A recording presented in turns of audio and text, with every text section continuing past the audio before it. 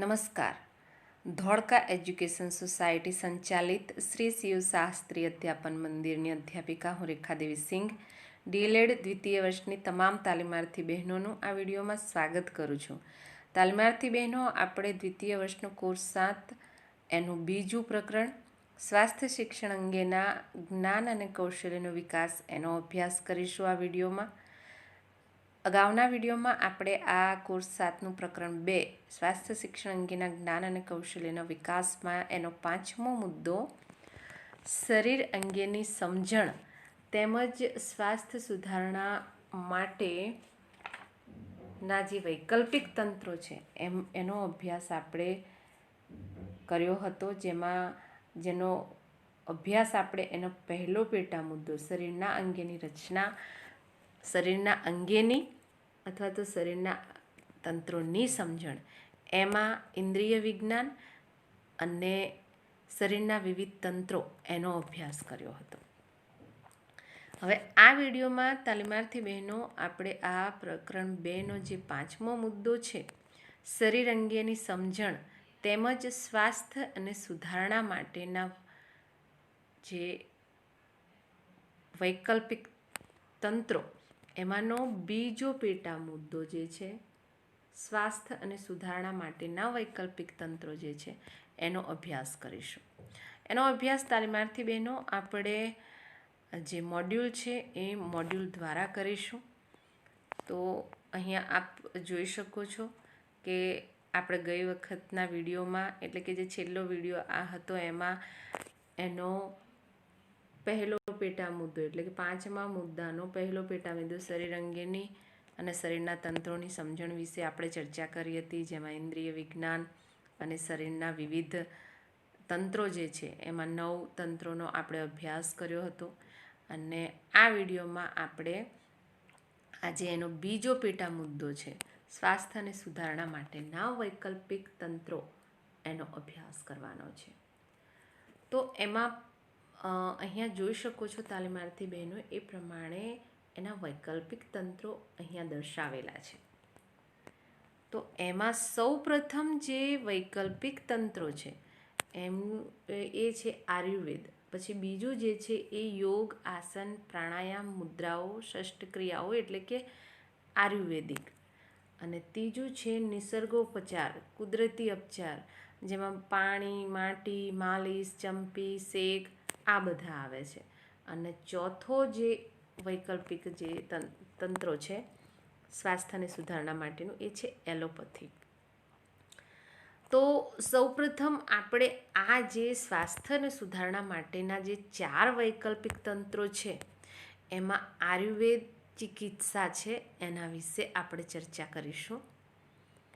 તો આયુર્વેદ ચિકિત્સામાં આપણે એક બાબત તો બહુ સ્પષ્ટ રીતે જાણીએ છીએ કે આયુર્વેદ એ ભારતીય પ્રાચીન ચિકિત્સા પદ્ધતિ છે.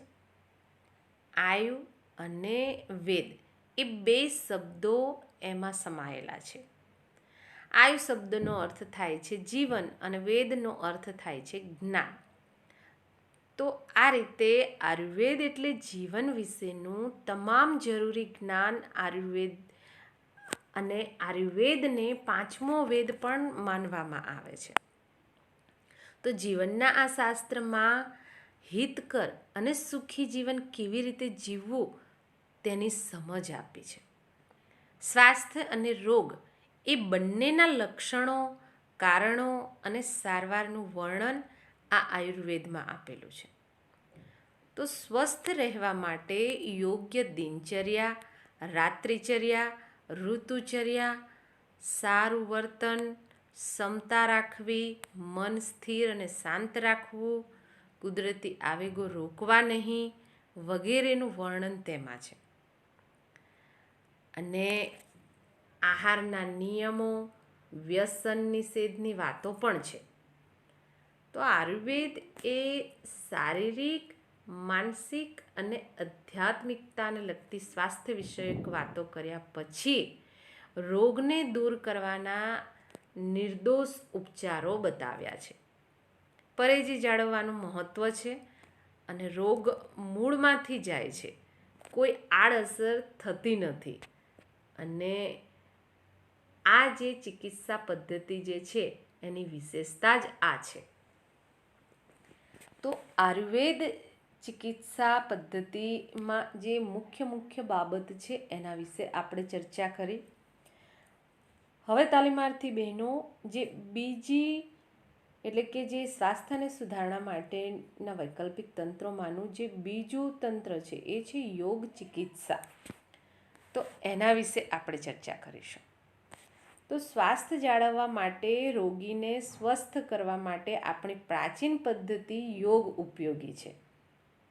અને યોગ એટલે જોડાણ, શરીરનું પરમ તત્વ સાથે જોડાણ, દરેક પરિસ્થિતિમાં ક્ષમતા રાખવી, મન સ્થિર અને શાંત રાખવું, ચિત્તની વૃત્તિઓ સ્થિર રાખવી, એને યોગ કહેવાય છે. તો કોઈ પણ પ્રવૃત્તિ એકાગ્ર ચિત્તે કરીએ તો તેને પણ યોગ કહી શકાય. તો યોગમાં ધ્યાન અને આસનોનું મહત્વ છે. હવે આ ધ્યાન અને આસનોનું મહત્વ શા માટે છે એની આપણે ચર્ચા કરીએ. તો આસન કરવાથી શરીરના વિવિધ અંગોને કસરત મળે છે અને શરીરના વિવિધ તંત્રોને કસરત મળવાથી તેની કાર્ય કરવાની ક્ષમતામાં વધારો થાય છે. આસન કરવાથી જઠરાગ્નિ પ્રદીપ્ત થાય છે. જઠરાગ્નિ એટલે કે આપણે શરીરમાં ભૂખ જે છે એ ભૂખ ઉત્પન્ન થાય છે. સારી ભૂખ લાગે છે, ખાધેલું પચે છે, લોહી શુદ્ધ થાય છે. આમ રોગ થાય જ નહીં તેવી સ્થિતિ યોગ દ્વારા ઊભી થાય છે. તો નિયમિત આસન કરવાથી મનની ચંચળતા દૂર થાય છે. શરીર અને મનનું સંતુલન સ્થપાય છે. યોગને યોગ્ય રીતે સમજી તેનો નિયમિત અભ્યાસ ફાયદાકારક છે. સ્વસ્થ વ્યક્તિ અને રોગી બંનેને માટે તે ઉપયોગી છે. આ રીતે આસન, પ્રાણાયામ અને મુદ્રાઓ દ્વારા શરીરને સ્વસ્થ રાખી શકાય છે અને ઘણા બધા રોગોમાં રાહત થાય છે. તો ષટ ક્રિયાઓમાં જે નેતિ, ધોતી, કપાલભાતિ, ત્રાટક અને બંધ જેવી ક્રિયાઓનો સમાવેશ કરવામાં આવે છે. અને આ ક્રિયાઓ નિયમિત રીતે કરવાથી વ્યક્તિની તંદુરસ્તી ખૂબ જળવાયેલી રહે છે. આમ આસન, પ્રાણાયામ સાથે ષટ ક્રિયાઓ પણ સ્વાસ્થ્ય માટે ઉપયોગી ક્રિયાઓ છે. તો આપણે યોગ ચિકિત્સા વિશે પણ માહિતી મેળવી. હવે આપણે એની જે સ્વાસ્થ્ય અને સારવાર માટેની એટલે કે સ્વાસ્થ્ય અને સુધારણા માટેના જે વૈકલ્પિક તંત્રોમાંનું ત્રીજું તંત્ર છે નિસર્ગોપચાર, કુદરતી ઉપચાર જેને કહીએ છીએ, એના વિશે આપણે ચર્ચા કરીશું. તો નિસર્ગોપચારને કુદરતી ઉપચાર પણ કહે છે અને આ ઉપચારમાં બહારની દવાઓ, ગોળીઓ, ઇન્જેક્શનો કે રસાયણો એનો ઉપયોગ થતો નથી. પરંતુ કુદરતના પરિબળો જેવા કે પાણી, માટી, સૂર્યપ્રકાશ વગેરેનો ઉપયોગ આ ચિકિત્સામાં કરવામાં આવે છે. આ ચિકિત્સામાં આપણા શરીરમાં રોગો સામે લડવાની શક્તિ કે જેને આપણે રોગ પ્રતિકારક શક્તિ કે જીવન રક્ષણ શક્તિ કહીએ છીએ તેનો ઉપયોગ કરી શરીરને સ્વસ્થ બનાવવામાં આવે છે. ગાંધીજીને પ્રિય એવી આપણા દેશની આ સાદી, સરળ, ઓછી ખર્ચાળ અને નિર્દોષ નિસર્ગોપચાર પદ્ધતિ કે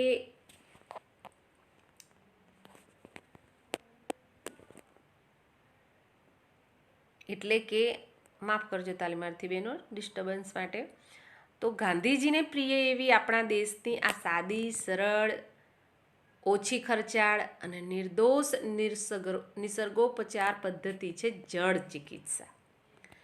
તો જળ ચિકિત્સા એટલે પાણીના વિવિધ પ્રયોગો અને ઉપયોગો દ્વારા કરવામાં આવતી ચિકિત્સા. હવે પ્રાકૃતિક ચિકિત્સામાં શરીરની સફાઈ તેમજ રોગો સામે લડવાની શક્તિ વધારવા પાણીનો વિવિધ રીતે ઉપયોગ કરવામાં આવે છે. જળ ચિકિત્સામાં પાણી ઠંડુ પાડી ગરમ કરી વિવિધ રીતે ઉપયોગ કરવામાં આવે છે. તાવ આવે ત્યારે ઠંડા પાણીના પોતા મૂકીએ છીએ. ઠંડા પાણીની પટ્ટી માથા પર કે પેટ પર મૂકીને શરીરનું ઉષ્ણતામાન જે છે નીચું લાવી શકાય છે. તો આમ શરીરના વિવિધ સાંધાઓ અને માંસપેશી કે સાંધાઓના દુખાવા માટે આપણે ગરમ પાણીનો સેક કરીએ છીએ. શરીરની ઉપર પાણીને કાચની શીશી કે રબરની કોથળીમાં ભરીને અથવા ટુવાલને ગરમ પાણીમાં બોળી દુખતા ભાગ ઉપર સેક કરવામાં આવે છે. તો શરીરને સ્વચ્છ કરવા કે શ્રમ કરીને થાકેલા હોય ત્યારે પાણીથી સ્નાન કરવાથી સ્વચ્છતા, તાજગી, હળવાશ અને સ્ફૂર્તિ અનુભવીએ છીએ. પોતાઓ, વરાળ સ્નાન, કટી સ્નાન કે કરોડ સ્નાન, ગરમ ઠંડા શેક, એનિમા, આ બધામાં પાણીના જુદા જુદા ગુણોને એટલે કે ગુણોનો ઉપયોગ કરી ચિકિત્સા કરવામાં આવે છે, જેને જળ ચિકિત્સા કહેવામાં આવે છે. અહીંયા જળ ચિકિત્સા કોને કહેવામાં આવે છે? તો એનો જવાબ અહીંયા આ લખવો પડે તાલીમાર્થી બહેનો. 2 માર્ક્સના પ્રશ્નમાં એ પૂછી શકાય છે, તો આ બાબત જે છે એ ધ્યાનમાં રાખજો. હવે આપણે જે નિસર્ગોપચાર છે એમાં આપણે જે માટીના ઉપચારો છે એ માટીના ઉપચારો વિશે આપણે ચર્ચા કરીશું, જે અહીંયા આપ જોઈ શકો છો.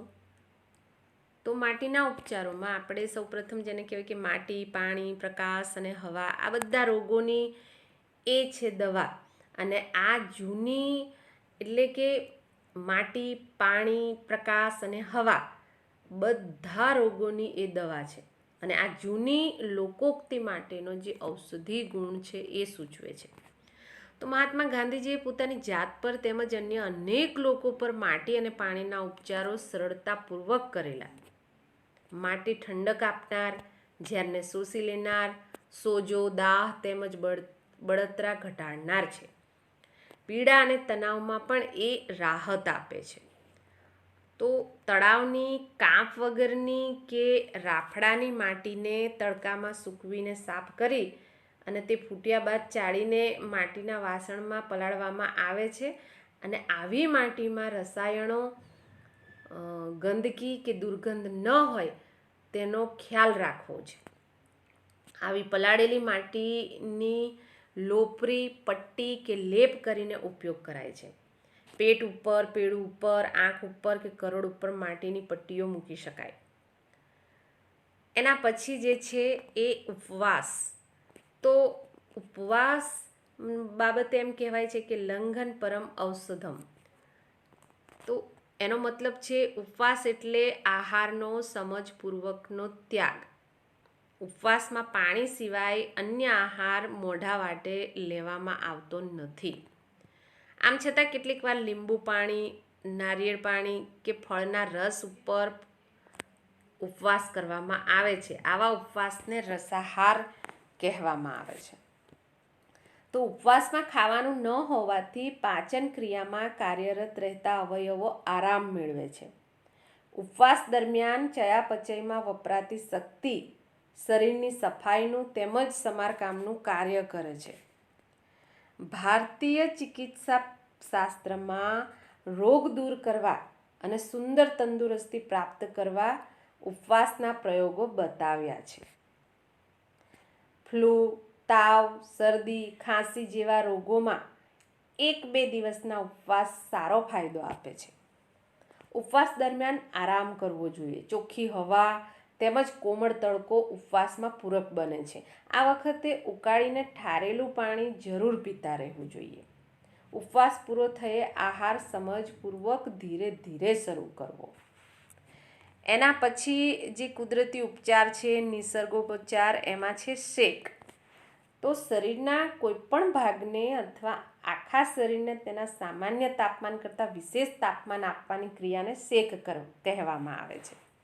તો અહીંયા 1 માર્કનો પ્રશ્ન આપને અહીંયા પૂછી શકે છે તાલીમાર્થી બહેનો કે શેક એટલે શું? તો એનો જવાબ જે છે એ આ લખવાનો રહેશે. તો તો શેક પાણી, રેતી, વરાળ તેમજ અન્ય પદાર્થો દ્વારા આપી શકાય છે.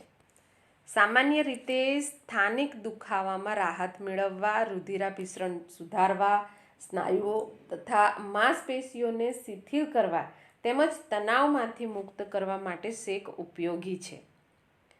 દુખાવા ઉપર ગરમ પાણીને રબરની કોથળી કે કાચની શીશીમાં ભરીને શેક કરી શકાય છે. નેપકિનને ગરમ પાણીમાં બોળીને દુખતા ભાગ પર મૂકીને શેક આપતા રાહત થાય છે. શરીરના કોમળ ભાગો ઉપર પાણીથી શેક કરવો જોઈએ. જ્યારે સ્નાયુઓના, હાડકાના કે સાંધાઓના દુખાવામાં પાણી ઉપરાંત ગરમ રેતીને કપડાની થેલીમાં ભરીને શેક આપી શકાય.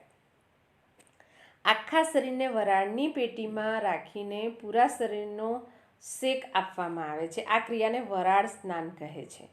તો 1 માર્ક્સના પ્રશ્નમાં વરાળ સ્નાન કોને કહેવાય એવો પ્રશ્ન પણ પૂછી શકે છે, ત્યારે આ જવાબ આપે લખવાનો હોય છે.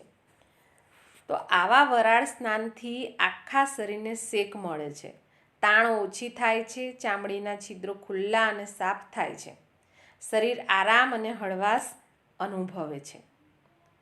તો પાણી અને રેતીના શેક ઉપરાંત વિવિધ દ્રવ્યોની પોટીસ બનાવવી, શરીરના ચોક્કસ ભાગ પર મૂકી તે ભાગને ગરમી આપવામાં આવે છે.